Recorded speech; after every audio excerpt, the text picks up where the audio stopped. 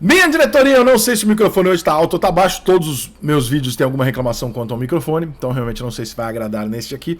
Eu mantive o da live, tá? Eu não sei como é que pode funcionar na live e não funcionar aqui. Mas enfim, o Corinthians conseguiu bater o Grêmio na arena do Grêmio. E aí o futebol brasileiro é maravilhoso, né? É muito louco. O futebol em si é muito louco, né? Teve um Manchester City e Chelsea antes disso, um 4x4 espetacular também. Os jogos do Botafogo recente, enfim, o futebol é foda. A gente quer ter uma receita de bolo, a gente quer ter uma convicção do que deveria acontecer e na verdade a gente gosta de futebol porque a gente não tem ideia do que vai acontecer. O Grêmio deveria ganhar o jogo do Corinthians em casa com um a mais? Em teoria, né? Acho que sim. Só quais são as circunstâncias do jogo? E aí eu vou lembrar uma coisa a vocês. Vocês lembram quando o Palmeiras foi jogar contra o Atlético Mineiro, uma semifinal, quarta de final de Libertadores, e o Palmeiras teve um jogador expulso logo no começo, e aí o Galo passa o jogo inteiro em cima, não consegue criar chance de gol, empata, é eliminado, e no final do jogo o Cuca fala assim, era melhor pra nós se eles não tivessem tido o cara expulso. E aí o torcedor do Galo fica puto, fala, você tá maluco? É melhor jogar com 11 do que com 10? O que o Cuca quis dizer? E eu me lembro que falei isso aqui no dia. O que o Cuca tava tentando dizer? O seguinte, quando você deu pra ele o resultado favorável, ou seja, começava o jogo com eles classificando, como o Corinthians fez o gol e ficou com um jogador a menos só ganhando o jogo.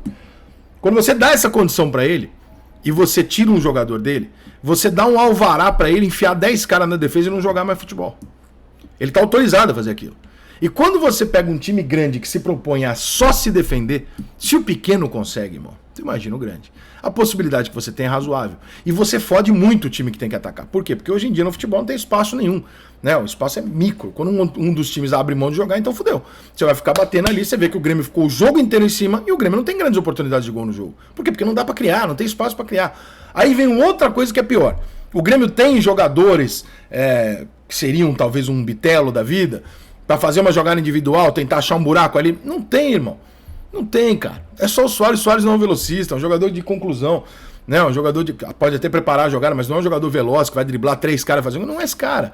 Então o Grêmio não tem material humano pra isso. Esse jogador era só o Ferreirinha. Quando entrou o Ferreirinha, o Corinthians jogou um pouquinho mais pro lado direito da defesa, prendeu o Ferreirinha até tentou vir pro meio pra jogar. Aí você vai botar o Galdino, você vai tirar o Galdino e vai botar o JP Galvão, que é um cara grandão.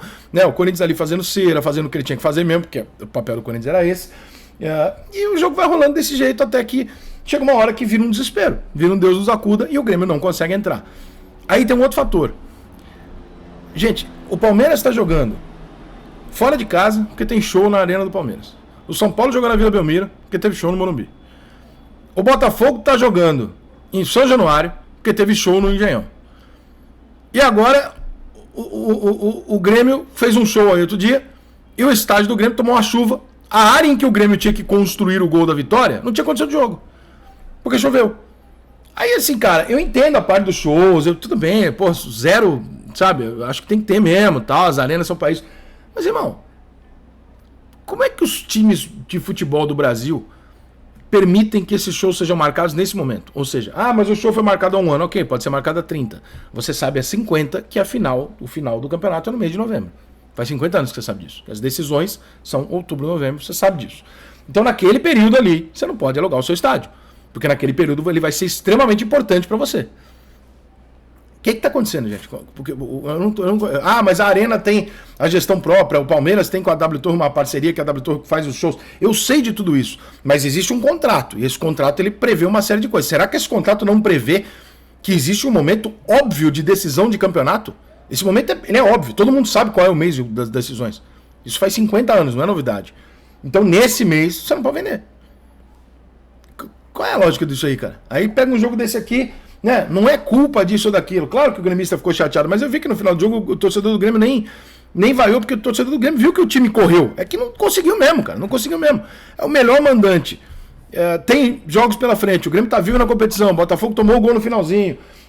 O Palmeiras agora vira o líder e vira o favorito ao título, pelo menos até o Botafogo eventualmente conseguir bater o Fortaleza fora de casa e recuperar esse jogo a menos. Se o Botafogo não vencer esse jogo a menos, né? Aí o Palmeiras tem todos os motivos para realmente se colocar na condição de favorito e provavelmente não perdê-la, porque o mental do Palmeiras é o oposto extremo do Botafogo. Mas voltando para Grêmio e Corinthians, cara, o Corinthians escapa praticamente do rebaixamento, consegue uma vitória muito improvável, era muito difícil ganhar o jogo lá, e o Corinthians ganhou pelas circunstâncias. Eu sou capaz de apostar o seguinte, se não tem a expulsão e o jogo continua, eu acho que o Corinthians não ganharia o jogo. Por quê? Porque teria um jogo, o Corinthians ia ter que atacar, né? Então, ia ter um jogo, uma troca dentro do jogo.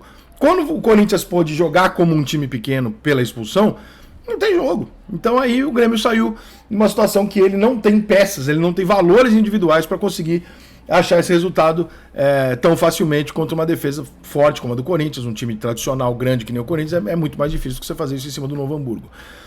Arbitragem. Para mim, os dois times passaram o jogo inteiro tentando justificar alguma coisa em cima da arbitragem. Para mim foi isso.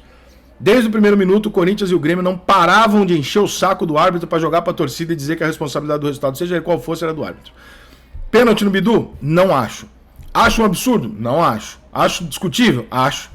Eu não daria. Por quê? Porque eu acho que o Bidu espera para quando ele sente o cara atrás dele, ele dobra o joelho e cai. Eu não acho que o cara derrubou o Bidu. Assim como o cara que puxa o Soares não foi puxado.